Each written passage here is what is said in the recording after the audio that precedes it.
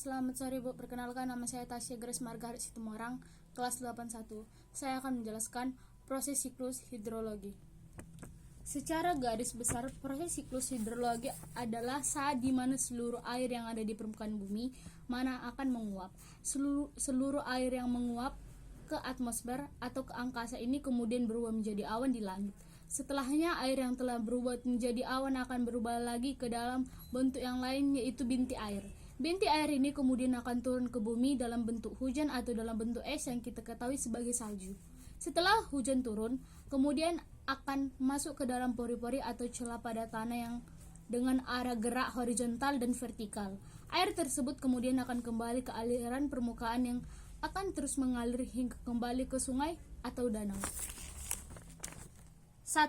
Evaporasi atau penguapan seluruh air. Evaporasi merupakan tahap pertama yang terjadi pada sebuah siklus hidrologi, di mana pada tahap ini terjadi penguapan pada air yang berada di sungai dan lainnya. 2. Transpirasi atau penguapan air di jaringan makhluk hidup. Transpirasi merupakan proses penguapan, meski penguapan yang terjadi tidak hanya pada air yang tertampung dalam air. 3. Evapotranspirasi. Evapotranspirasi sebagai suatu proses penggabungan tahap transpirasi serta tahap evaporasi, sehingga kemudian pada tahap ini air yang menguap kemudian akan lebih banyak lagi. 4. Sublimasi. Sublimasi sendiri memiliki makna yang sama, diantaranya perubahan molekul cair menjadi molekul gas ke arah atas atau atmosfer.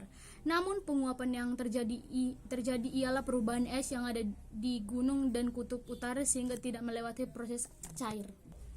5. Kondensasi. Tahap kondensasi di mana pada tahap ini air yang telah menguap kemudian berubah menjadi partikel es. Partikel es yang dihasilkan sendiri sangat kecil dan terbentuk dikarenakan suhu dingin pada ketinggian atmosfer bagian atas. 6. Adveksi. Adveksi merupakan suatu tahap yang tidak terjadi siklus hidrologi pendek di dalamnya dan hanya berada pada siklus hidrologi panjang. 7.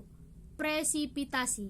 Proses yang ketujuh merupakan presipitasi sebagai tahap mencairnya awan karena tidak mampu menahan suhu yang kian lama kian meningkat. 8. Runoff. Tahap runoff memiliki nama lain limpasan, di mana pada tahap ini air hujan kemudian akan bergerak. 9. Infiltrasi menjadi tahap terakhir dalam siklus hidrologi. Tahap ini merupakan tahap di mana air hujan kemudian berubah menjadi air tanah. 10. Konduksi. Konduksi sebagai pemanasan dengan cara bersinggungan atau kontak langsung dengan suatu objek. Jenis-jenis siklus hidrologi.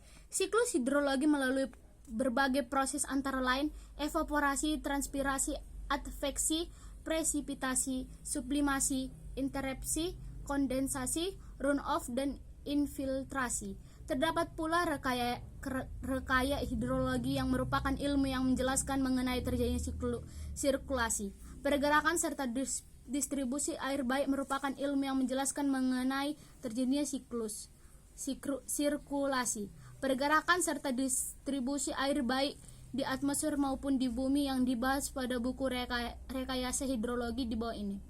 Siklus hidrologi sendiri terbagi menjadi 3 macam siklus. Di antaranya adalah siklus panjang, siklus pendek, dan siklus sedang. Terima kasih.